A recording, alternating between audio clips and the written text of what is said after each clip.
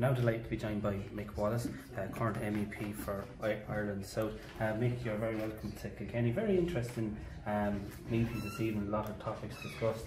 How would you see the current state of the European Union? Well, I think the European Union is in a difficult place. I don't find that the institutions are serving the interest of the majority of the citizens like they should, and I think that there's too much of a neoliberal nature to the present structures and rules and regulations around how the European Union works, and I think it has to change and go back to a place where it serves the interests of the ordinary people rather than those of the elite. And Ireland's place in the European Union, are we in a good place, or are we kind of too focused on being the best boy in the class? Yeah, I mean, we have been often, I have often accused the Irish government of trying to be the best boy in the class. I mean, the Germans, the French, the Spanish, the Portuguese, the Italians, Austrians have all broken the state aid rules on a regular basis. No, not often, but they have broken them a few times, and they were never punished for it. Yeah. And Ireland bends over backwards not to break the state aid rules, which more often than not means spending less on public services that are required for a state to function well. And you'd see it a lot, you know, a minister might be asked the question about, oh, we might have to go back to Europe. When we look at it, about over 70%, possibly even more of our laws originate in Europe. Are we kind of oblivious to a lot of things that's going on in the European Parliament? Yeah, I mean, there is no real education from, there's no educational effort from the government to inform the people how the place works and what's going on there. And sadly, we don't have strong coverage by the mainstream media of what's going on in the European institutions. They would cover, like for example, they would cover council meetings and they'd cover something big, highlight or something major going on maybe in the commission, but I don't think I've seen any journalist at any of my committees. I don't see them very often in the plenary in Strasbourg.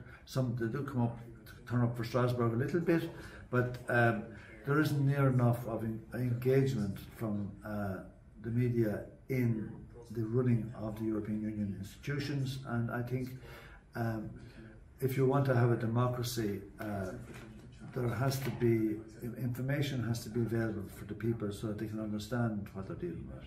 And there's currently two wars happening at the moment, one in the Ukraine and one in Gaza, and Europe's has an input into those wars, both directly and indirectly. How do you feel the European Union is doing there? Or, you know, said we were quick to condemn Russia. Yeah, listen. Russia were completely wrong to invade Ukraine. It's a breach of the UN Charter. It's against international law. But I also feel that the EU was wrong to fuel the war. I think the EU should have encouraged dialogue and diplomacy and tried to establish peace, and it didn't do that, and that was very disappointing. And people should remember as well that Stoltenberg came before our Committee on Foreign Affairs and he boasted about provoking Russia. Now, it doesn't change the fact that what Russia did was illegal, but this is a US-NATO proxy war, and it doesn't serve the interest of the people of Ukraine.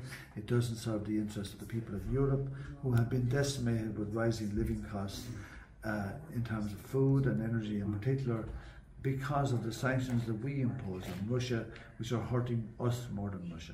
It's interesting you mentioned food. We have the cap renegotiations. They're starting next year. Farmers are very much hurting at the moment. Nitrates derogation is a big issue. I think in Kilkenny about 20% of farmland is farmed under derogation. You know, farmers or fishermen, you know, they feel they're being let down. Yeah, look, I mean, no, but with regard to the nitrates directive, right? I mean, it's important that we do things well. It's important that we have clean water, and while the farmers are not the only ones that have some responsibility for polluting water, others do too. But there has to be, it has to be dealt with. It has to be dealt in a good way. But I mean, my attitude is, like, for example, a huge problem with agriculture is the CAP system, the Common Agricultural Policy, which is it's about a third of the whole EU budget, right? It's where we literally give farmers money to compensate them for the fact that we buy food from places where they work for $5 a day. It's actually a poor system. We shouldn't be doing these trade deals. We should pay the farmers a fair price for their produce and help them to be sustainable.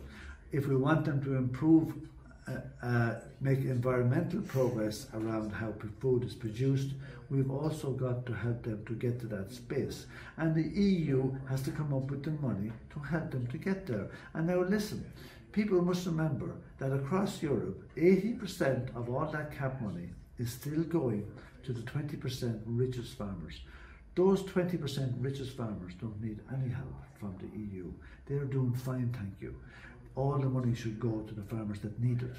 And there are some MEPs out there saying that the CAP is very much being driven now with an environmental agenda, more so than food production and food security.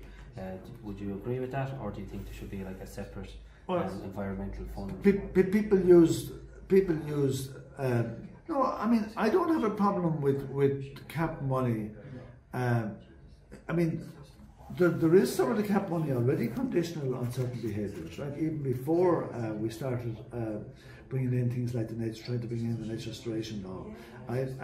But I mean, the idea of helping the farmers with the money that comes from the European Union, it should be used to help the farmers to produce cleaner food. We don't want poison in our food, and it's a problem that needs to be addressed.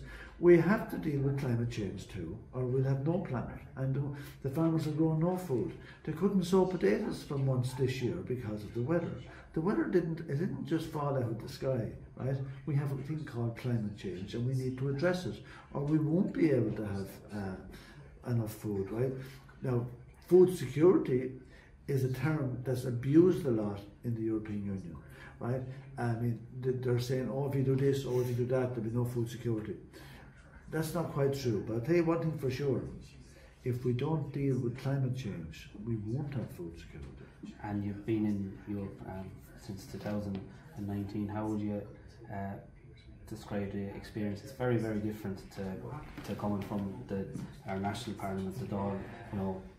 It's over 705 MEPs, yeah. You know, you have to form alliances or you won't get things over the line. Well, I mean, yes, there's compromise around legislation, right? I mean, we don't even initiate legislation, right? But we do debate it and argue about it and put in amendments and all that kind of thing, right? But at the same time, you can, I mean, myself and Claire Daly have been two lone wolves in many areas, right? And we've made an impact without alliances all the time with others, right? By engaging, using our voice in the Parliament and getting our message through videos and all to the public. And we have become very well known across all the member states in Europe. And we're probably more popular in some countries of Europe than we are in Ireland, because we're actually going to find it difficult to get re-elected. Yeah, well, Mick, thanks a million for time to talk to us here on the Irish Political Roundup. No problem. And we wish you success and best of luck in Thank you. on the 7th of June. Thanks.